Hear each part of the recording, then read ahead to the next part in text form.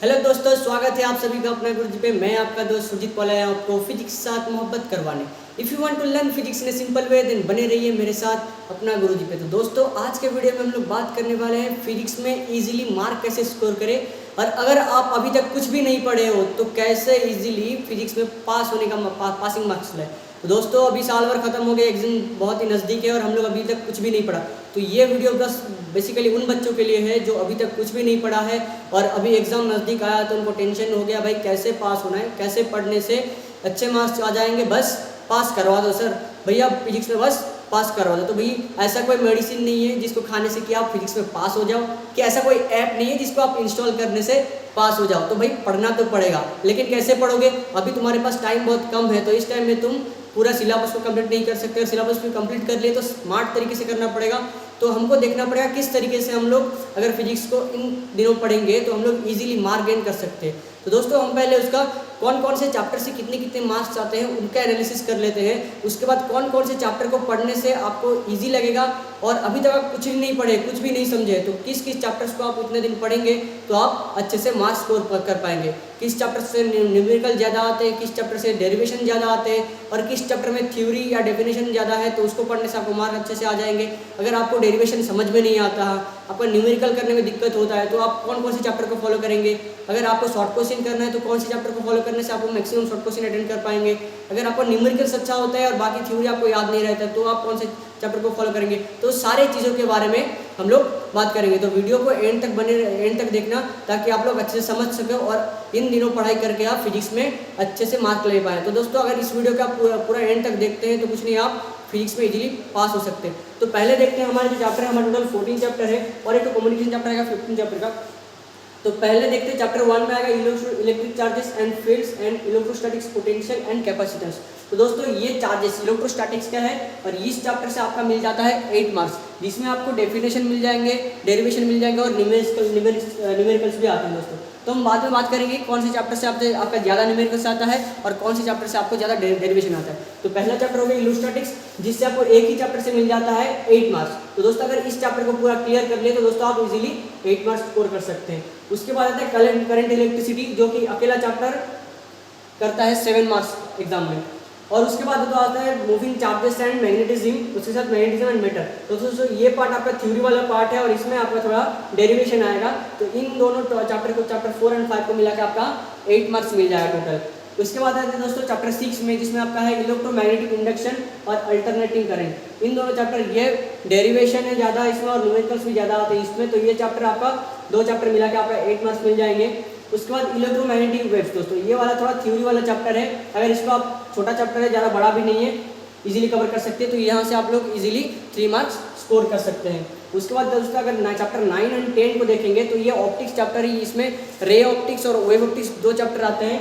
9 में आता है रे ऑप्टिक्स और 10 में आता है वेव ऑप्टिक्स, जिसमें आपको बहुत सारे डेरिवेशन है, उसमें बहुत सारे कॉन्सेप्ट्स को याद रखना पड़ेगा। तो इन दोनों चैप्टर से आपको मिल जाता है 14 मार्क्स दोस्तों। उसके बाद आता है ड्यूअल नेचर, इसमें आपका सिंगल चैप्टर से आपका 4 मार्क्स मिलेगा। उसके बाद 12 and 13 chapter atoms and nuclei.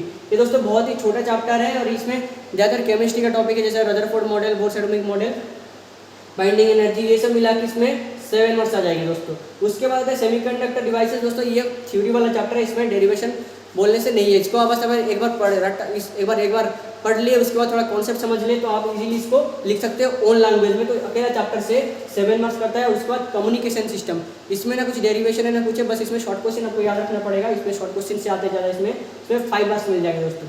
तो ये है आप चैप्टर का एनालिसिस। तो आपको देखना है दोस्तों आपको किस किस चैप्टर का फॉलो करेंगे। अगर दोस्तों आपको न्यूमेरिकल करने में दिक्कत होता है, अगर न्यूमेरिकल नहीं आता है, आपको फॉर्मूला याद नहीं रहते, तो बस आपको थ्योरी उसको पढ़ के समझ के अपने ओन लैंग्वेज में लिख सकते हैं, या डेरिवेशन कुछ कुछ याद रख के उसको लिख सकते हैं।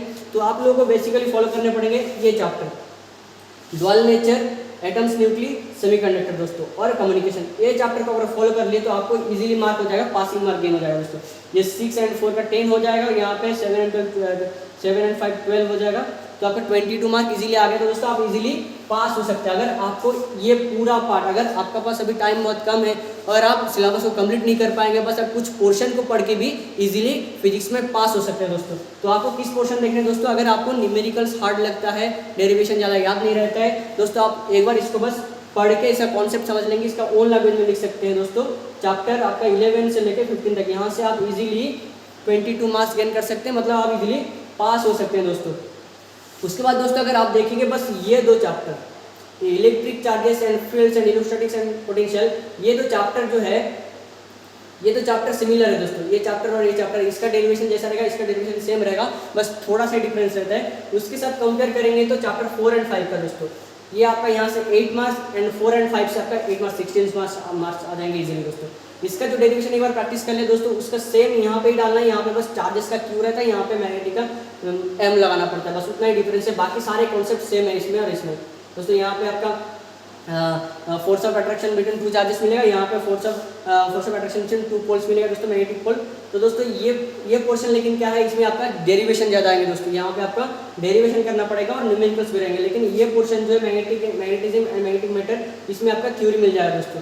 तो ये 2 चैप्टर 8 एंड 8 16 मिल जाएगा दोस्तों, 16। और अब अगर सेमीकंडक्टर चैप्टर, ये चैप्टर थ्योरी वाला चैप्टर है दोस्तों, आप इस चैप्टर को बिल्कुल भी स्किप मत कीजिए, क्योंकि अकेला चैप्टर 7 मार्क्स यहाँ पे वेटेज रखता है और 7 मार्क्स है दोस्तों। आपको यहाँ पे ना डेरिवेशन आता है ना न्यूमेरिकल्स आता है, बस थ्योरी है, बस आपको कॉन्सेप्ट समझना पड़ेगा और लॉजिक गेट का शॉर्ट क्वेश्चन होता है, उसको आपको फोकस करना पड़ेगा। तो सेमीकंडक्टर चैप्टर को आपको नहीं छोड़ना है। और ये कम्युनिकेशन चैप्टर, इसमें शॉर्ट क्वेश्चन आते हैं, ये 7 + 5 12 मार्क्स आपको बिल्कुल भी नहीं छोड़ना है। आप कुछ भी पढ़ो या ना पढ़ो दोस्तों, सेमीकंडक्टर चैप्टर को पूरा क्लियर करना पड़ेगा। उसके साथ इलेक्ट्रोमैग्नेटिक वेव्स, इसको अच्छे से क्लियर करना पड़ेगा। यहाँ पे 7 + 3 10 हो गया दोस्तों। आपको ये 2 चैप्टर अगर अच्छे से क्लियर कर ले तो इजीली 10 मार्क्स गेन कर सकते हैं दोस्तों।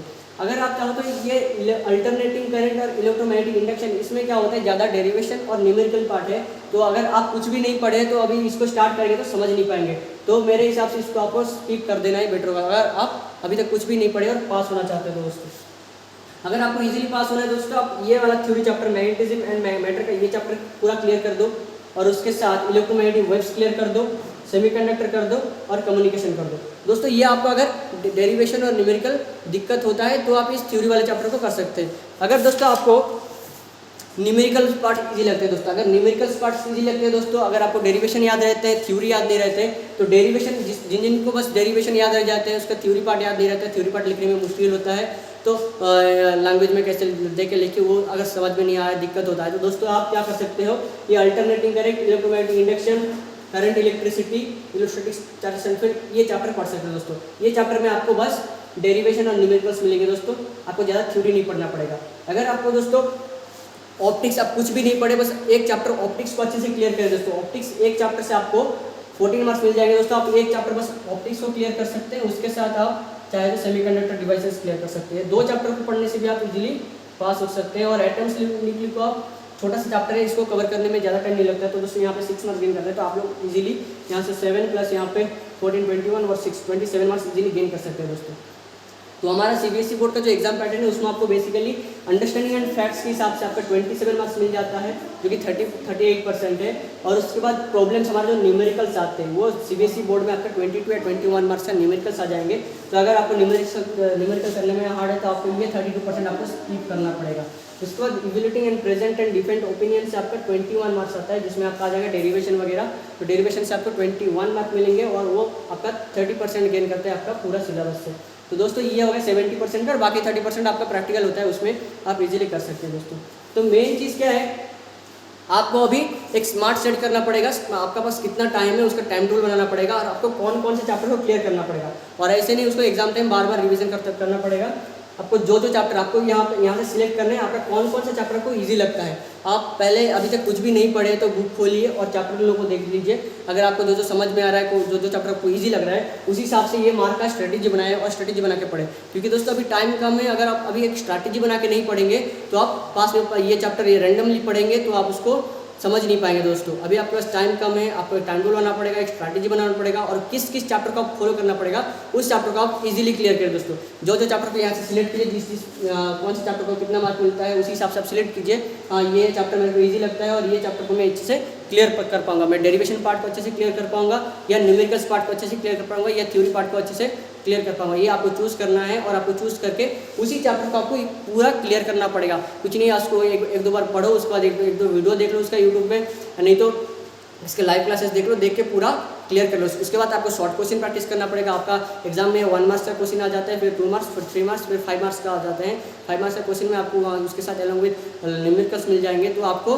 चूज़ करना पड़ेगा आपको कौन सा पर्सन आपको ईजी लगता है और कौन सा पर्सन आपको हार्ड लगता है। दोस्तों स्मार्ट स्टडी करना पड़ेगा। अभी आपके पास हार्ड वर्क करने के लिए टाइम नहीं बचा है। आपको अभी हार्ड वर्क करना पड़ेगा, लेकिन स्मार्ट तरीके से करना पड़ेगा और इजीली कैसे मार्क अर्न करें उसको फॉलो करना पड़ेगा दोस्तों। क्योंकि अभी टाइम बहुत कम है, बच्चे ऐसे टेंशन होते होंगे अभी इतना दिन में मैं कैसे पढ़ूँ, अभी तक कुछ भी नहीं पढ़ना है, तो भैया बस पास करवा दो, बाकी सारे सब्जेक्ट मेरे क्लियर हो गए ईजी। और बहुत सारे बच्चे को फिजिक्स हार्ड लगता है, तो केमिस्ट्री अच्छा होता होगा, बायोलॉजी अच्छा होता होगा, इंग्लिश लिटरेचर ये सब आपको ईजी लगता होगा।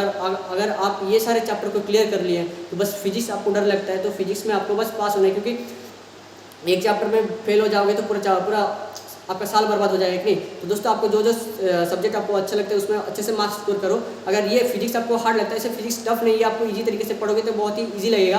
क्योंकि सबसे अच्छा फिजिक्स में ही मार्क गेन करना अच्छा होता है, क्योंकि इसमें डेरिवेशन न्यूमेरिकल्स रहते हैं, आपका कॉन्सेप्ट वाइज ज़्यादा लिखने का नहीं पड़ता है, तो आप इजीली मार्क गेन कर सकते हैं। लेकिन ऐसे भी कुछ बच्चे हैं जिसको फिजिक्स बहुत टफ लगता है, तो वो लोग मार्क का स्ट्रेटेजी फॉलो करके आप लोग इजीली स्कोर कर सकते हो और पास होना है दोस्तों। क्योंकि किसी भी एक सब्जेक्ट में अगर फेल हो गए तो पूरा फेल हो जाएगा कि नहीं। तो आपको ये स्ट्रेटेजी फॉलो करना है और इसमें अच्छे से मार्क रखना है। तो दोस्तों अगर वीडियो अच्छा लगे तो लाइक शेयर सब्सक्राइब कर दीजिएगा। अगर इसी रिलेटेड आपको कोई भी वीडियो चाहिए, किसी ऐसे अगर केमिस्ट्री बायोलॉजी का भी ऐसा वीडियो चाहिए तो मेरे को कमेंट सेक्शन में बताइए, मैं वीडियो बनाने का जरूर कोशिश करूँगा दोस्तों। तो अभी टाइम बहुत कम है दोस्तों, तो शुरू करना है पढ़ाई, लगे पढ़ो। ऐसे कोई मेडिसिन वगैरह नहीं है, कोई जादू चलने वाला नहीं है, आपको पढ़ना तो पड़ेगा ही बिल्कुल दोस्तों। नहीं पढ़ोगे तो आप पास नहीं हो पाओगे दोस्तों। तो पढ़ना पड़ेगा, लेकिन थोड़ा स्मार्ट तरीके से पढ़ो। और ये मार्क का अगर ये आपको वीडियो हेल्पफुल होता है तो लाइक दबा देना और कमेंट सेक्शन में बता देना। तो आज के लिए दोस्तों इतना ही, फिर मिलेंगे अगले वीडियो के साथ। धन्यवाद।